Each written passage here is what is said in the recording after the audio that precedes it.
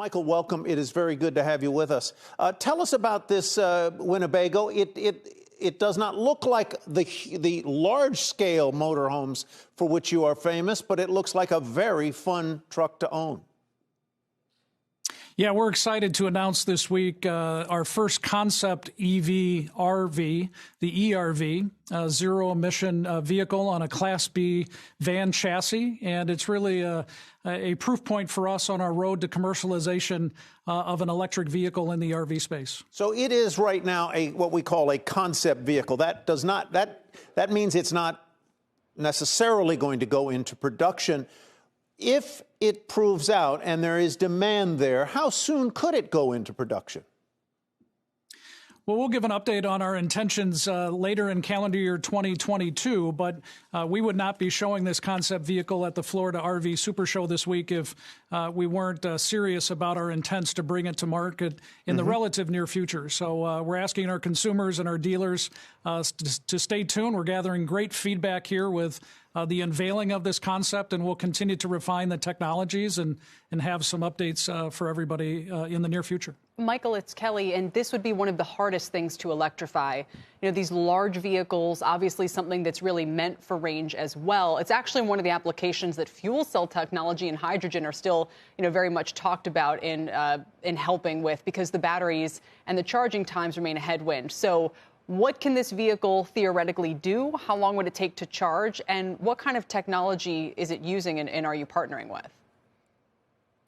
Yeah, so industry research has essentially said that about 55% of RV owners really do most of their camping and RVing within 200 miles of their home base, and so the initial early adopters we think will be more shorter range adopters.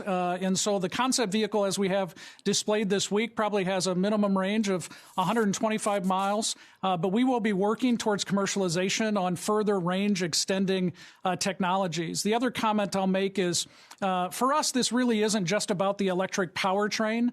It's really about what you can do when you make a truly electric recreational vehicle, and the full integration of the appliances and the living area and the controls and some of the sustainability materials we have in here with recycled rubber cork flooring and woolen materials. We're really taking a holistic approach at this, building from the ground up, as opposed to just trying to adapt an RV to an EV. We're really trying to create a true ERV.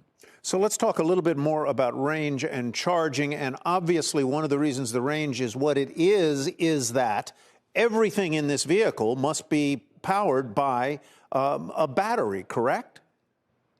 Yeah, this has an industry standard 86 kilowatt hour battery pack on it. But we've got the control system really connected between the electric system and the appliances on the product. And so there's high voltage subsystems. Really everything can be fully powered from the electric onboard system. And so, that's why, certainly mileage range is important to consumers. But we also think about things like, being at the campgrounds, how long does it take to charge? In this case, we think you can recharge this vehicle in 45 minutes. And we also want to make sure there's good off-the-grid capability so that even when you're not connected to something at the campsite, you can run for days potentially on the system itself. So really a total package that we're working on. You could run for days if you weren't driving it, I assume, if you were staying at a campground. Is that I understanding that correctly? Yeah, many of our recreational vehicles have different power systems in them to allow you to be off the grid and disconnected, boondocking, overlanding to where you're closer to nature. And so consumers aren't always able to be connected to a power source, and ERVs won't be any different. So, again, we're excited about what we're bringing to market. We've got further work to do to extend the range. This is something you can charge at home. You can charge at a campsite. There's accelerated charging conditions.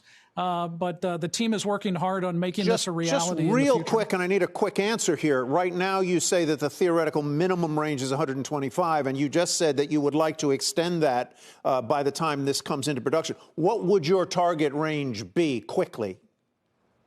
Well, there are adopters that would take it as is, but we probably need to be somewhere in that 200 mile plus range to appeal to a bigger wave of early adopters.